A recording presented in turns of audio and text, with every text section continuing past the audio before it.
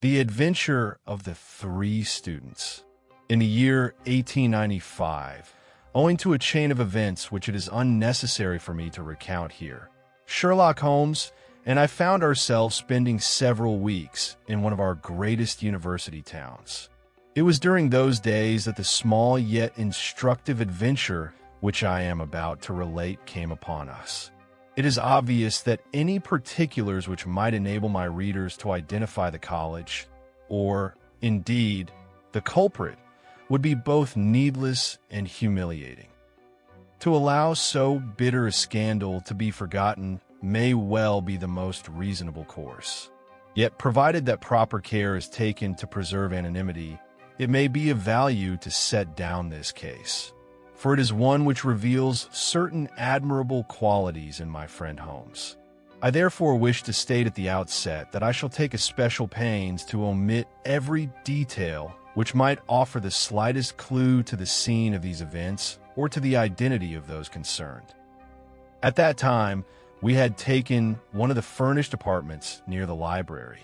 My friend Holmes was engaged in an ardent inquiry into the early English charters, an investigation which led him to conclusions so striking that they may one day furnish the subject of a future narrative of mine.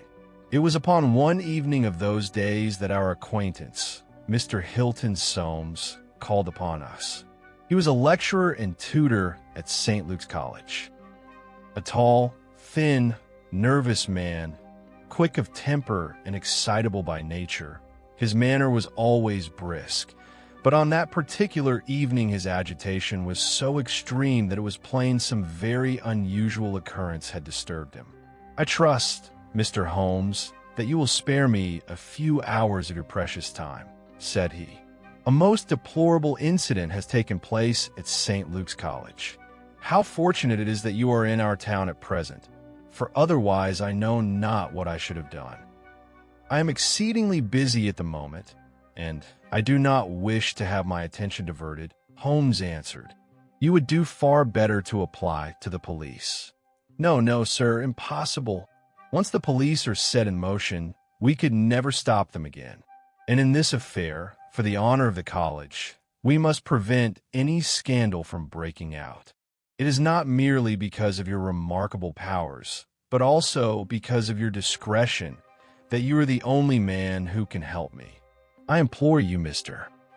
Holmes, do what you can.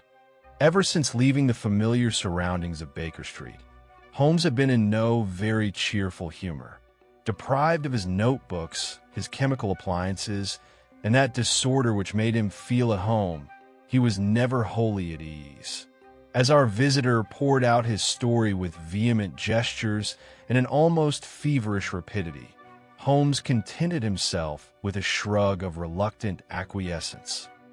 "In the first place," said Soames, "I must tell you that tomorrow is the first day of the Fortescue Scholarship examinations. I am one of the examiners. My subject is Greek. I had chosen a long passage of Greek for the candidates to translate.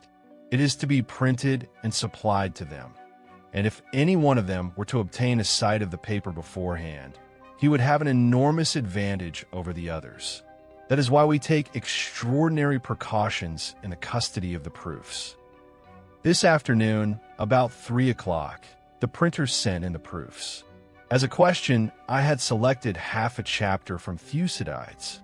It was essential that there should be no error in the text, and therefore I was obliged to read the proofs myself. By 4:30 my work was not finished, but I had been invited to tea by a friend. I left the proofs upon the table in my room and went to my friend's rooms to take tea, and when I returned more than an hour had passed. You will have noticed, Mr. Holmes, that our rooms in the college are double-doored, an inner door covered with green baize and an outer heavy oak one. As I approached the outer door, I was astonished to see a key in it. For a moment, I imagined that I had left my own key there, but upon feeling in my pocket, I found it safe with me. There was only one other key to my room, and that was in the possession of my servant Bannister. He has been in my service for 10 years, attends to my room and various matters, and is absolutely trustworthy. The key in the door was unquestionably his. He had entered my room to see whether I desired tea, and on coming out had absent-mindedly left the key in the lock. It must have been only a minute or two after I had gone out that he entered. Under ordinary circumstances, such carelessness might have done no harm, but today it may have led to a most lamentable result. The instant my eyes fell upon my table, I perceived that someone had been handling the papers. There were 3 long slips, and I had left them together. When I returned, one of them lay upon the floor, one was upon the little table by the window, and one remained where I had left it. For the first time, Holmes interrupted him. "The first page upon the floor, the second by the window, and the third where you had left it," said he. "Precisely so, Mr. Holmes. You amaze me. How could you possibly know? Pray continue your interesting narrative." For a moment, I suspected Bannister of having committed the unpardonable offense of glancing at the examination paper, but he assured me with the utmost sincerity that he had done nothing of the sort. To tell the truth, I found his denial convincing. The other possibility was that someone passing my door had observed the key, perceived that I was absent, and had entered in order to inspect the papers. A large sum is at stake. The scholarship is a handsome one, and a man without scruples might risk much to place himself ahead of his rivals. Bannister was greatly upset by what had occurred, and when he saw that the papers had indeed been tampered with, he very nearly fainted. I gave him a little brandy and left him collapsed in a chair while I proceeded to examine the room with the greatest care. I at once perceived that the intruder had left traces beyond the mere disturbance of the proofs. Upon a little table by the window, there were small fragments from a sharpened pencil, also a broken point. It appeared that the villain, in copying the papers hurriedly, had broken the pencil and had therefore been compelled to sharpen it. "Excellent," cried Holmes.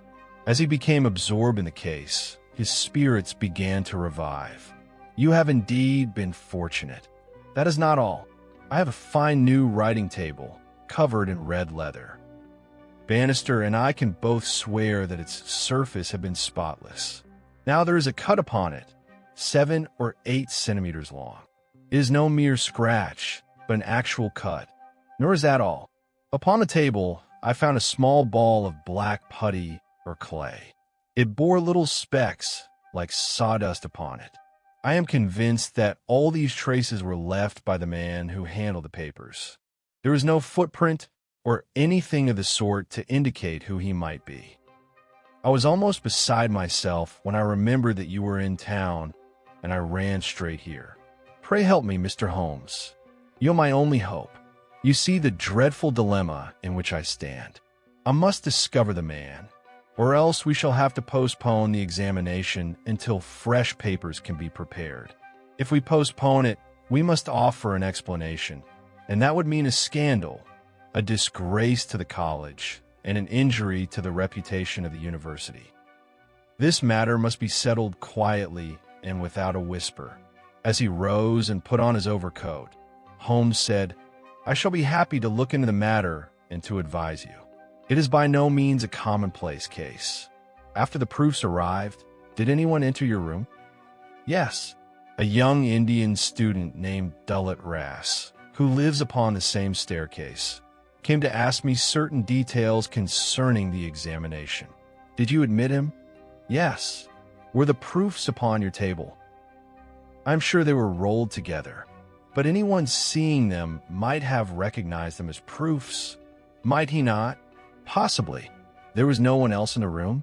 "No one." "Did anyone know that the proofs were in your room?" "Only the printer." "Did Bannister know?" "Certainly not."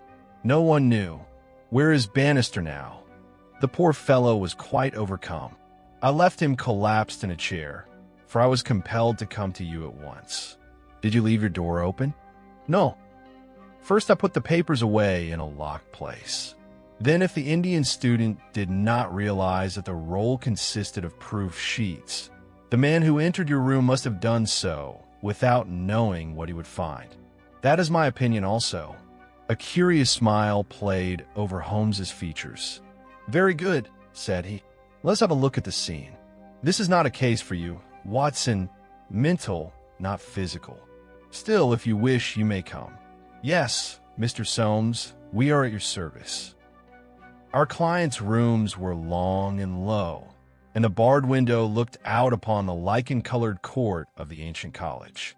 Passing beneath a Gothic archway, we ascended worn stone steps. Soames's room was upon the ground floor. There were 3 students lodged above him, one upon each of the upper floors. By the time we reached the college, the sun had set, and the place lay in twilight. Holmes paused and scrutinized the window, then rose upon his toes and craned his neck to peer within. "He must have entered by the door, for all the casements except this one are fixed," said our guide. "Good heavens!" Holmes exclaimed, turning to him with an odd smile. "If there is nothing to be learned here, then let us go in." The tutor unlocked the heavy outer door and admitted us. Holmes remained near the entrance while Soames and I stood behind him. He bent over the carpet and examined it closely. "I fear there are no marks here," said he. "In such dry weather there seldom are. Your servant appears to have recovered somewhat. You told us he was in a chair when you left him. In which chair was he sitting?" "In the one by the window." "I see. The one beside that little table. You may come in now. I have finished with the carpet. Let's first look at this table. The whole matter is perfectly clear. The intruder took the papers from your desk one by one. He carried them to the table by the window, so that if you approached across the court, he might see you and escape." "That could not have been possible, for I entered by the side door," said Soames. "Ah, that is excellent. Still, that was the man's idea. Let me look at these 3 sheets. No finger marks, none. He copied the first sheet at the table, even using every possible abbreviation. How long would that take? Not less than 15 minutes. Then he threw it aside and took up the second. He had only reached about the middle of it when you returned, and he was compelled to fly so hurriedly that he had not even time to replace the papers as he had found them. When you entered by the outer door, did you hear any running upon the stairs?" "I do not think so." "You perceive how feverishly he wrote, for he broke his pencil and was obliged to sharpen it. The pencil was no ordinary one. It was larger than usual, soft lead, with a blue casing. The maker's name was printed upon it in silver letters. Its length was a little over 5 centimeters. If you find the pencil which I describe, Mr. Soames, you will find also the man who handled the papers. And if I add that he carried a large and exceedingly blunt knife, your task will be easier still." Mr. Soames stared in bewilderment at this torrent of information. "I understand what you say about the other matters," he said. "But how can you possibly tell the length of the pencil?" Holmes held up a fragment of wood upon which the letters NN were visible, the remainder being broken away. "Do you understand now?" he asked. "No, I confess I do not.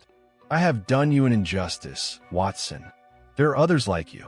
What can an N be? The last 2 letters of a word. You are aware that Johann Faber is the best-selling brand of pencil. After Johann, whatever portion remains would represent the length of the pencil, does it not?" He turned the table toward the electric lamp. "I had hoped that if the paper were thin, an impression might remain upon the polished surface, but I can see nothing. There is nothing more to be learned here. Now, let us turn to the larger table. This little ball, I presume, is the putty-like substance you mentioned. It appears to me to be roughly pyramidal in shape and hollow within. I can see the cut, or rather the tear. It begins as a fine line and ends as a jagged hole. I'm greatly obliged to you, Mr. Soames, for giving me the opportunity of dealing with so interesting a case. Where does that door lead?" "To my bedroom." "Have you entered your bedroom since this happened?" "No, I came straight to you. I should like to look there as well. What a charming, old-fashioned room.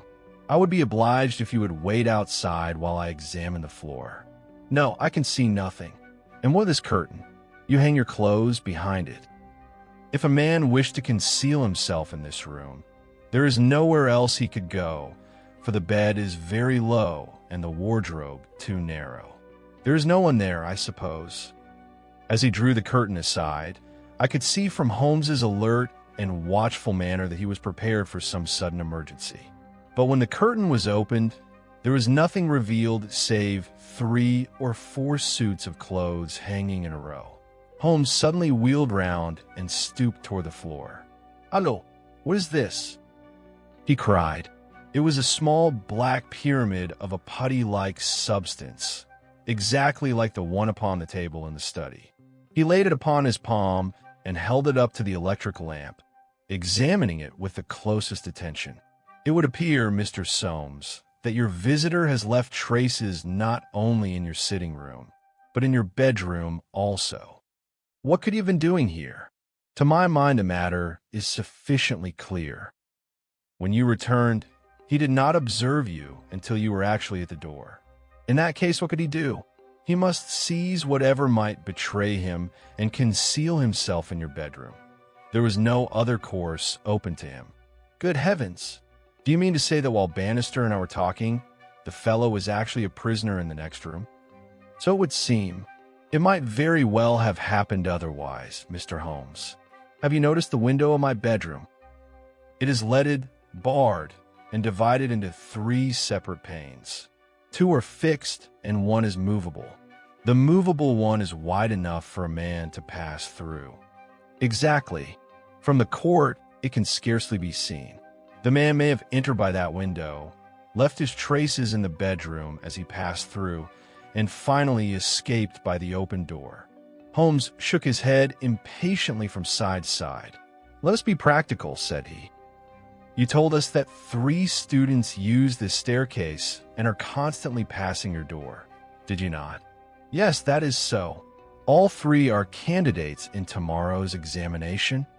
"Yes. Have you any reason for suspecting one more than another?" Soames hesitated for an instant. "That is a very delicate question," said he at last. "I should not wish to accuse any man without proof. You have only to tell me whom you suspect. Leave the proof to me. Then I will give you, in a few words, the character of the men who occupy these rooms. On the lowest floor is Gilchrist. He is an excellent scholar and a fine athlete. He plays for the college rugby and cricket teams and has won medals in the hurdles and the long jump. He is a good, manly fellow. His father is the well-known Sir Jabez Gilchrist. When the old gentleman lost his fortune on the turf, his son was left penniless, but he is industrious and hardworking. I am confident he will do well in the examination. On the second floor is an Indian student named Dullet Rass. Like most Indians, he is quiet and inscrutable.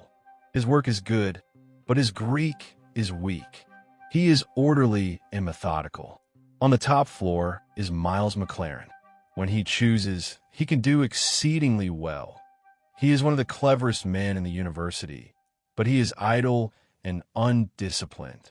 In his first year, he was very nearly sent down on account of a scandal connected with a card game. This term he has done nothing but loaf about. He is afraid of tomorrow's examination. Then it is he whom you suspect? I cannot go so far as to say that. But of the 3, he is the one least unlikely to do such a thing. Just so. And now, let us have a look at your servant Bannister, Mr. Soames. Bannister was a small man of about 50, clean-shaven, with gray hair and a pale face. The shock of this sudden disturbance to the habitual routine of his quiet life had not yet passed from him. His round cheeks twitched nervously, and his fingers still trembled.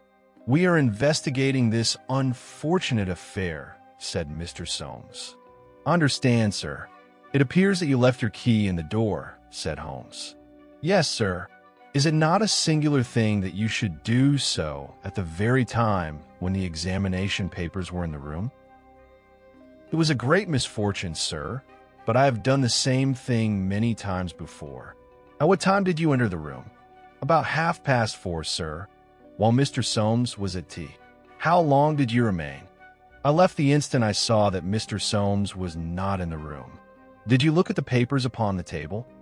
Certainly not, sir. How came you to leave the key in the door? I had the tea tray in my hands. I thought I should return presently for the key, but it slipped my mind. Has the outer door a spring lock? No, sir. Then it was open. Yes, sir. Could anyone inside the room have gone out? Yes, sir. When Mr. Soames returned and called you, you were greatly upset. Yes, sir. I have been in service here for years, but nothing like this has ever happened. I nearly fainted, sir. I see. When you began to feel ill, where were you? Where was I? I did not understand why you asked, sir, but I was by the door. That is curious, because you were sitting in that chair in the corner. Why did you pass all the other chairs and sit in the one in the corner? I do not know, sir. It mattered little to me where I sat or day. I do not think he knows much about it, Mr. Holmes. His face was yellow as death. After Mr. Soames went out, you remained here, did you not? A minute, sir, or a little more. Then I locked the door and went to my own room. Whom do you suspect? Suspect, sir. How can you say such a thing?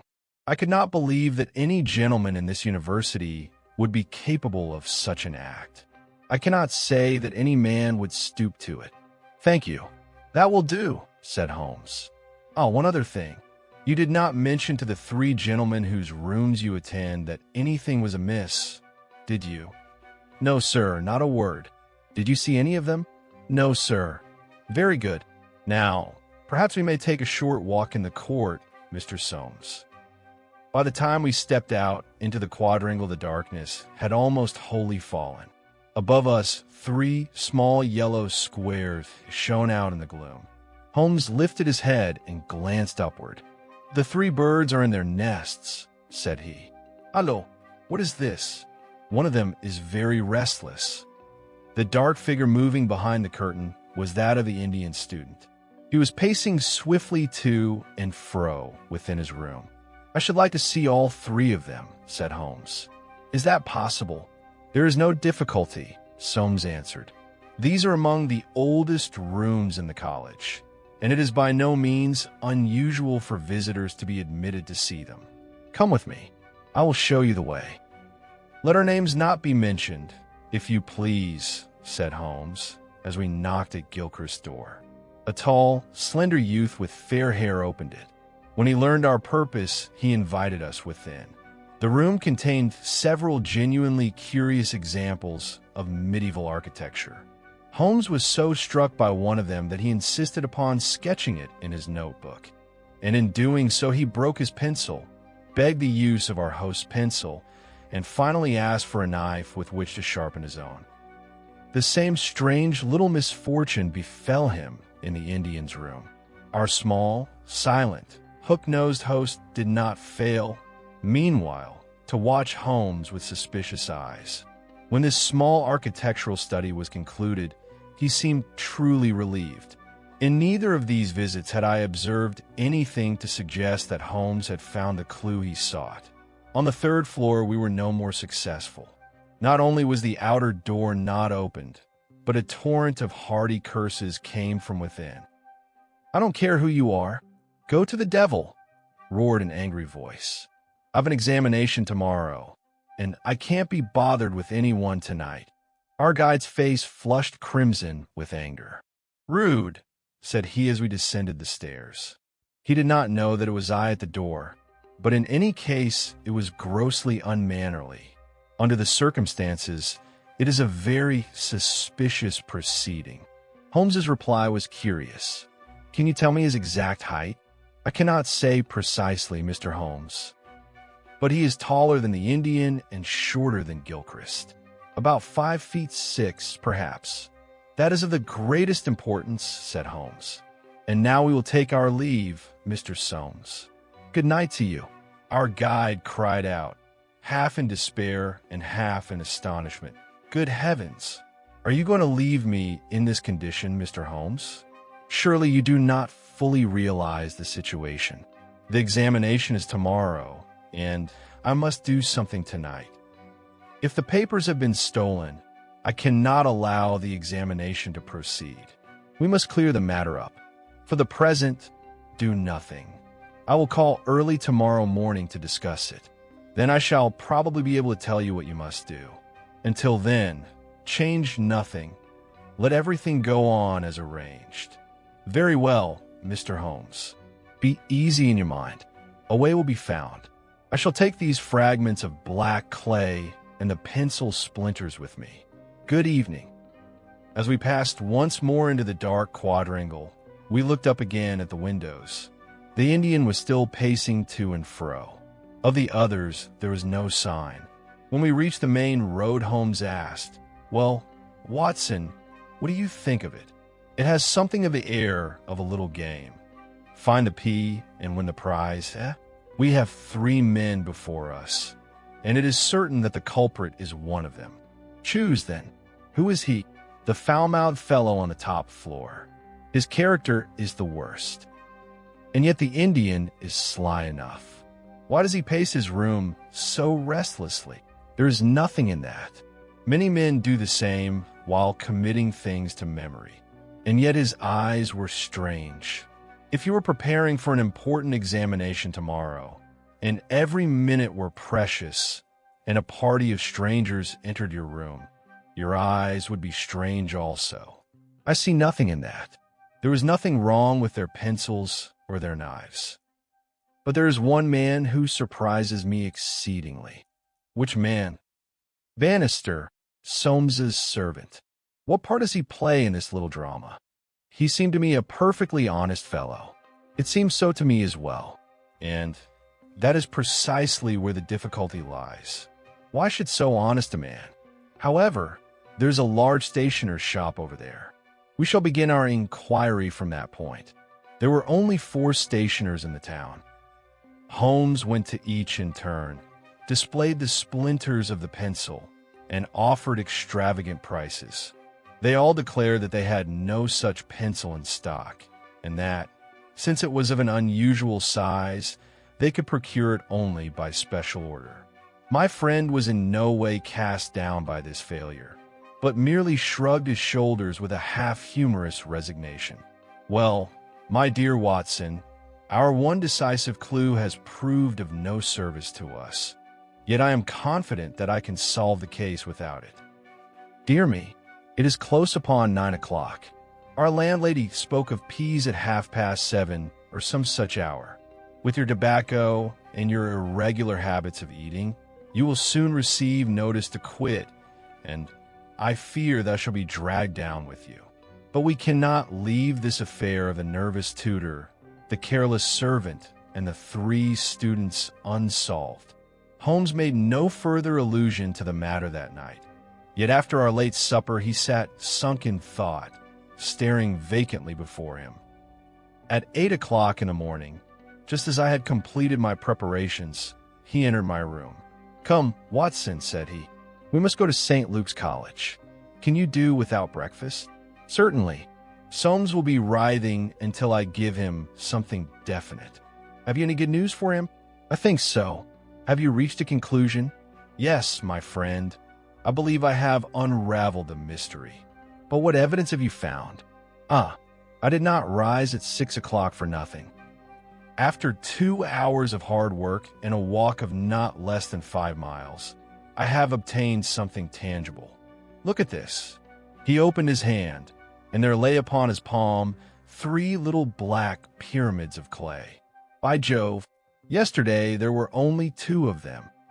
This morning there are 3, and if we know whence the 3rd came, we may safely say that the 1st and 2nd came from the same source. May we not, Watson?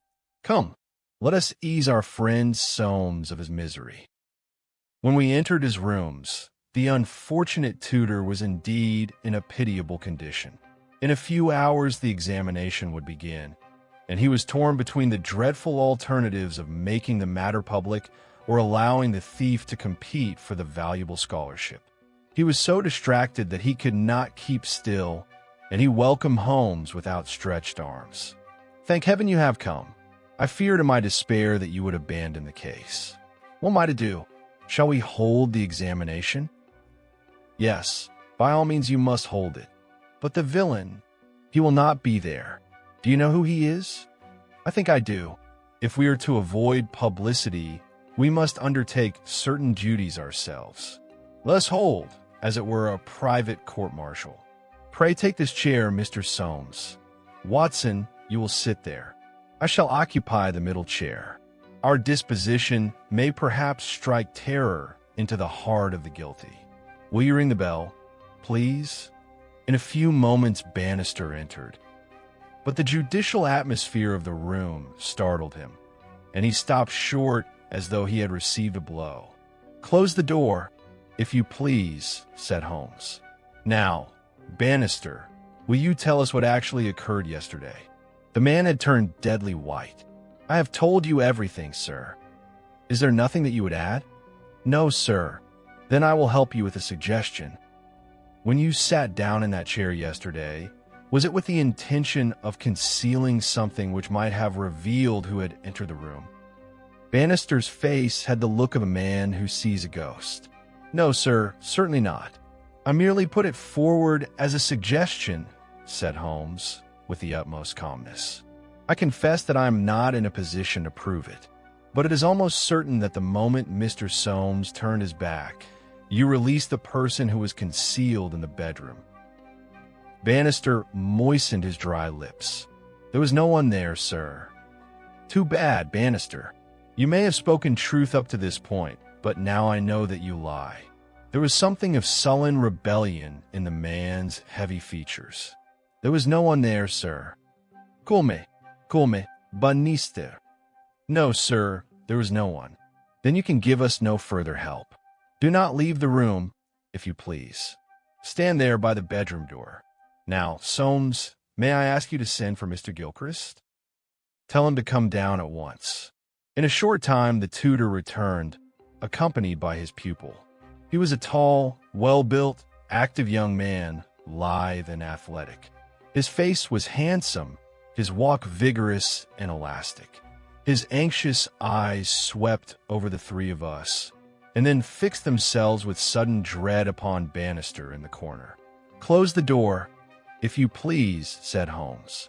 Now, Mr. Gilchrist, we are alone, and there is no reason why anyone should overhear what passes between us. We can afford to be perfectly frank with one another. I wish to know how a man of your honor could have done such a thing as you did yesterday, Mr. Gilchrist. At these words, the young man staggered backward and stared with horror and reproach at Bannister. No, Mr. Gilchrist. I never said a word. I told nothing, cried the servant. Yes, but now you have, said Holmes. You perceive, sir, how hopeless your position is after Bannister's outburst. Your one course is to make a clean confession. For an instant, Gilchrist raised his hand to his face, as though striving to smooth the wrinkles which had suddenly gathered upon it. Then he sank upon his knees, buried his face in his hands, and burst into sobbing. Come, said Holmes gently. To err is human. At least no one can say that you are a cold-blooded criminal. Perhaps it will be best if I tell Mr. Soames what occurred. You can correct me where I am wrong. What do you say to that? No, do not attempt to answer. Only listen, and you will see that I have done you no injustice. From the moment you told me, Mr. Soames, that no one, not even Bannister, could possibly have known that the papers were in your room, the whole matter began to take shape in my mind. I dismissed the printer at once, for had he desired to steal the paper, he could have done so at the printing office. I did not suspect the Indian, for if the proofs were rolled up, he could not have known what they were. Nor could I accept as a reasonable coincidence that some chance passerby should enter your room on the very day when the paper lay upon your table. I therefore dismissed that also. The intruder must have known that the proofs were there. But how? As I approached from outside, I observed your window. With so many rooms facing the court, It struck me as extraordinary that a thief should have entered in broad daylight by so conspicuous a means. It was impossible. I then calculated what height a man must have to be able to see the papers upon your table from outside. Though I am 6 feet in height, I found it difficult enough to look in. A man shorter than myself could not possibly have done it. Hence it followed that, of the 3 students, the one who was abnormally tall was the most likely. When we entered the room, I explained to you my view of the small table by the window. Of your writing table, I had no clear theory until you mentioned that Mr. Gilchrist was a long jumper. In that instant, everything fell into place, and all I needed was some evidence to support the theory, and that was not long in coming. This is what occurred. The young man had been practicing long jump on the athletic field that afternoon. He was returning to the college with his shoes in his hand. As you know, the shoes used for the long jump are fitted with sharp spikes. Passing your window, his great height enabled him to see the proofs upon your table, and he guessed at once what they were. Had he not seen the key, which your servant carelessly left in the lock, there would have been no harm done. But at that instant, he was seized with a powerful temptation to enter and satisfy himself that the papers were indeed what he believed. It was not even a dangerous act, for he could always pretend that he had come to ask you some question. Once he had assured himself that they were proofs, he yielded to temptation. He laid his shoes upon the writing table. "And what did you place upon the chair by the window?" "My gloves," said the young man. Holmes cast a triumphant glance at Bannister. He placed his gloves upon the chair, and then took the proofs one by one to copy them. He believed that his tutor would return by the main door, and that he would thus see him approaching from the court. But Mr. Soames came by the side entrance. Suddenly, he heard his tutor's voice at the door. Escape was impossible. Forgetting his gloves, but snatching up his shoes, he fled into the bedroom. You will observe that one end of the cut upon the table is slight, while the end nearest the bedroom door is deep. From that alone we may infer that the shoe was dragged in that direction, and that the intruder concealed himself in the bedroom. The soil from about the spikes was left upon the table, and another portion fell within the bedroom. I may add that this morning I went to the athletic field, and there I saw the sticky black clay used in the jumping pit, and I brought away a specimen. I did not neglect also to take a little of the sawdust which is scattered there to prevent slipping. Are my statements correct, Mr. Gilchrist?" The student had risen to his feet. "Yes, sir, quite correct," said he. "For heaven's sake," cried Soames. "Have you anything to add?" "I have, sir, but I am shaken by the shame of this exposure. Here is a letter, Mr. Soames. I wrote it toward morning after a sleepless night. At the time I wrote it, I did not yet know that my guilt had been discovered. Here it is, sir. You may read what I have written." I said, "I have decided not to sit for the examination. I have received an offer from the Rhodesian police.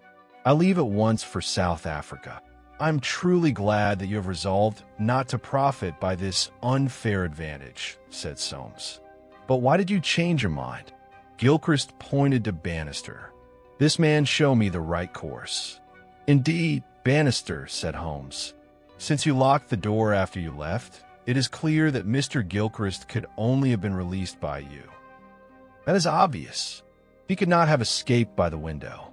Will you explain this last point, which has remained obscure? And I should be obliged if you would also tell us why you did it.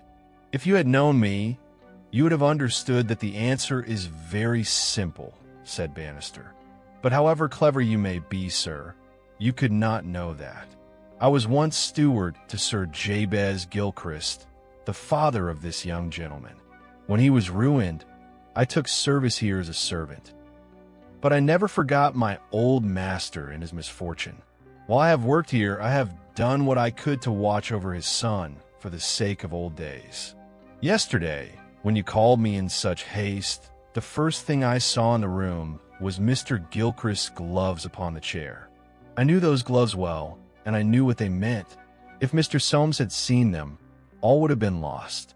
I dropped into that chair like a lump, and nothing could have moved me until Mr. Soames had gone.